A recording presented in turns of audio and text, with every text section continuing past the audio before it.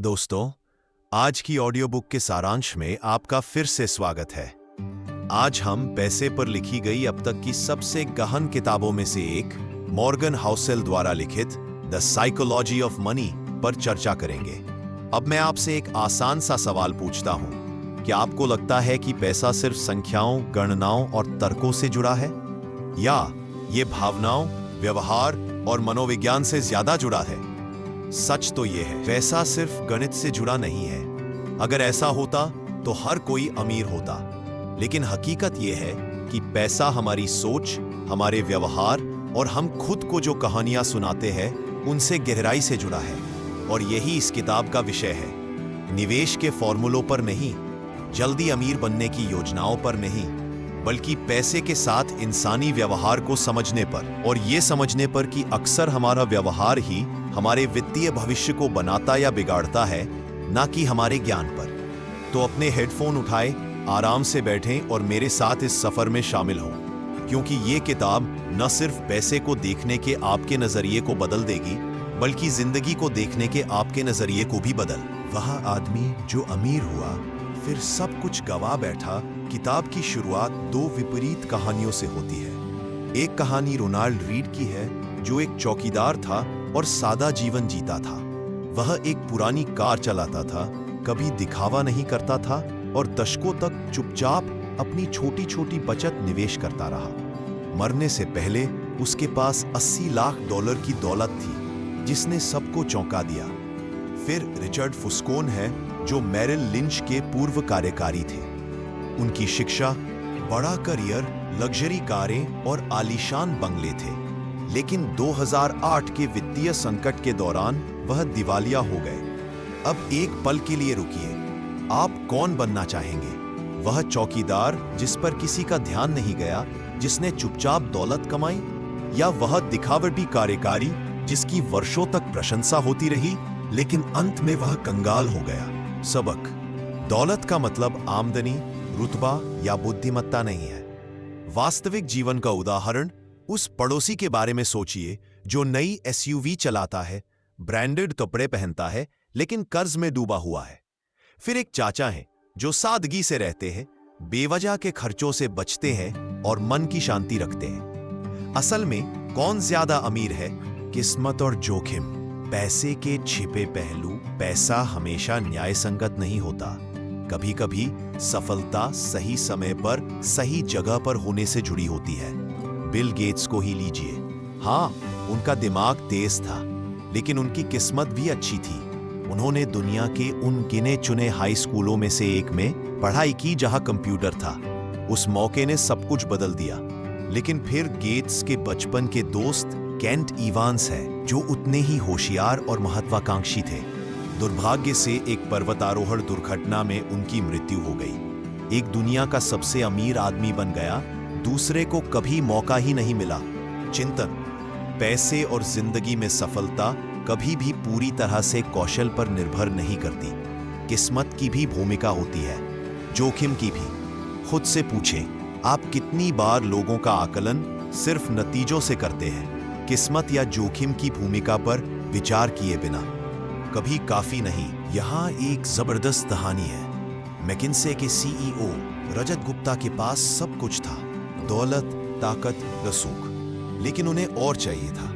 वे insider trading में फंस गए और जेल चले गए। सबक: कभी कभी काफी नहीं होता, और यही भूख लोगों को बर्बाद कर देती है। असल जिंदगी का उदाहरण: उन लोगों के बारे में सोचें जिनके पास पहले से ही अच्छी नौकरियां हैं, लेकिन वे बड़ा बनने की कोशिश में पैसा जुए में गंवा देते हैं। या उस दोस्त के बारे में जो सिर्फ दिखावे के लिए चीजें खरीदता है और अंत में कर्ज में डूब जाता है। चिंतन: पर्याप्त की आपकी परिभाषा क्या है?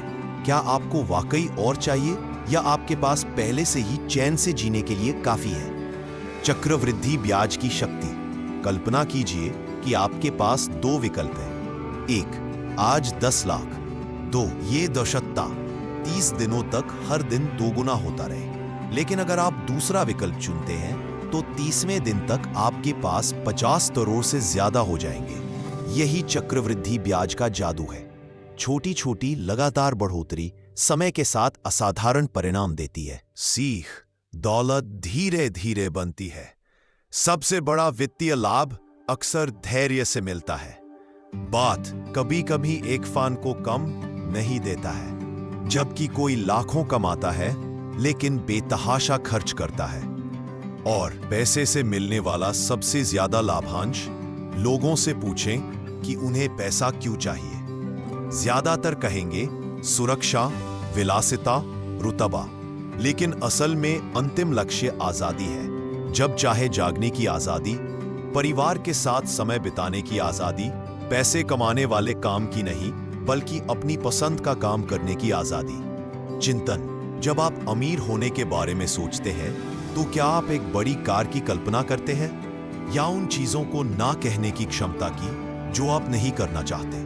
पैसे बचाएं, भले ही आपका कोई लक्ष्य ना हो। इस किताब से एक सबसे अच्छा सबक: पैसे बचाएं, किसी विलासितापूर्ण खरीदारी के लिए नहीं बल्कि लचीलेपन के लिए।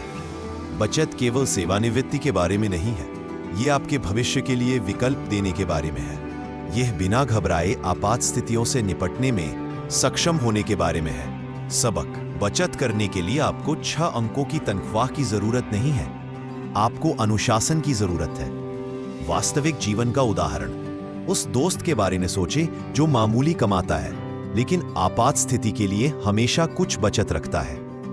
इसकी तुलना किसी ऐसे व्यक्ति से करें जो दोगुना कमाता है लेकिन हमेशा कंगाल रहता है। आर्थिक रूप से वास्तव में कौन ज्यादा मजबूत है? उचित तर्क संगत: हम सोचते हैं कि पैसा तर्क पर आधारित है, लेकिन हम इंसान हैं, रोबोट नहीं। एक पूरी तरह से तर्क संगत योजना कह सकती है, अपना सारा पैसा सबसे ज्यादा रिटर्न के लिए शेयरों में लगा दो। लेकिन क्या हो अगर जोखिम के कारण आपको रात में नींद ना आए? यह तर्क संगत नहीं है। सीख: एक ऐसी योजना बनाना बेहतर है जो उचित और टिकाऊ हो, बजाय एक ऐसी योजना के जो तर्क संगत तो हो लेकिन जिस पर टिके रहना असंभव हो। वास्तविक जीवन का उदाहरण: जो व्यक्ति सुरक्षित विकल्पों में थोड़ा बहुत निवेश करता है और चैन की नींद सोता है, वह अक्सर उस व्यापारी से ज्यादा अमीर होता है जो खूब कमाता है लेकिन चिंता में जीता है। आप अकेले नहीं हैं। तुलना करना बंद करें। पैसे के सबसे बड़े जाल में से एक तुलना है। सोशल मीडिया इसे और भी बदतर बना देता है। आप किसी की छुट्टियों की तस्वीरें, लग्जरी गैजेट्स या नया घर देखते हैं और अचानक खुद को गरीब महसूस करते हैं। लेकिन याद रखें, आप अपनी पूरी जिंदगी की तुलना किसी और की हाईलाइट रील से कर रहे हैं। चिंतन: ये पूछने के बजाय कि मेरे पास वह क्यों नहीं है जो उनके पास है, पूछें, क्या मैं पिछले साल से बेहतर हूं? निराशावाद का प्रलोभन: क्या आपने कभी गौर किया है कि नकारात्मक वित्तीय खबरें कितनी तेजी से फैलती हैं? मंदी आ रही है, शेयर बाजार में गिरावट, डर बिकता है, लेकिन लंबे समय में आशावाद जीतता है। दुनिया हमेशा उभरती, विकसित होती और बेहतर होती रही है। सबक: अल्पकालिक निराशावाद, दीर्घकालिक आशावाद। यही धन की मानसिकता है। रेलवे और खुशी में क्या पैसा खुशी खरीद सकता है? एक हद तक हाँ। अध्ययन बताते हैं कि खुशी तब तक बढ़ती है जब तक आपकी जरूरतें और बुनियादी सुख सुविधाएं पूरी नहीं हो जाती। इसके बाद ज्यादा पैसा ज्यादा खुशी के बराबर नहीं होता। सबक: पैसे का इस्तेमाल समय, आजादी और अनुभव खरीदने के लिए करें, सिर्फ चीजें खरीदने के लिए नहीं। वास्तविक जीवन का उदाहरण: एक मध्यम वर्गीय परिवार जो एक छोटी छुट्टी के लिए बचत करता है, उसे एक करोड़पति द्वारा अपनी 5वीं लग्जरी कार खरीदने से ज्यादा खुशी मिल सकती है। निष्कर्ष: चिंतन, कार्यवाही का आह्वान दो। प्रिय श्रोता, यहां धन के मनोविज्ञान का सार है। धन व्यवहार है, बुद्धिमत्ता नहीं। भाग्य और जोखिम परिणामों को आकार देते हैं। अपने पर्याप्त को जानें। चक्रवृद्धि ब्याज जादू है, लेकिन केवल तभी जब आप धैर्य रखें। स्वतंत्रता ही धन का वास्तविक लक्ष्य है। केवल लक्ष्यों के लिए नहीं बल्कि लचीलेपन के लिए बचत करें। उचित बने, पूरी तरह तर्कसंगत नहीं। तुलना करना बंद करें। अपनी कहानी खुद जिए। दीर्घकालिक के बारे में आशावादी रहें और याद रखें, धन लक्ष्य नहीं है, यह एक साधन है, एक सार्थक, शांतिपूर्ण और संपूर्ण जीवन जीने का साधन। अब रुकें और खुद से पूछें, धन मेरे लिए क्या मायने रखता है? क्या मैं रुतबे के पीछे भागता हूं या आजादी चाहता हूं? क्या मेरी वित्तीय आदतें मुझे तनाव देती हैं या शांति? अगर इस ऑडियो बुक सारांश ने आपको प्रेरित किया है तो यही न रुकें। आज ही एक सबक चुने, शायद थोड़ी बचत करना, शायद पर्याप्त की नई परिभाषा गढ़ना, या शायद अपने पैसों के चुनाव के बारे में ज्यादा सावधान रहना।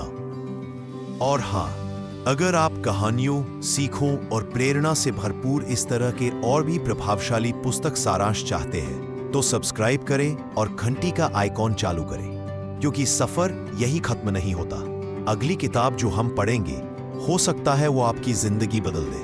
तब तक अपने पैसों का ख्याल रखें और अपने पैसों को अपना ख्याल रखने दें।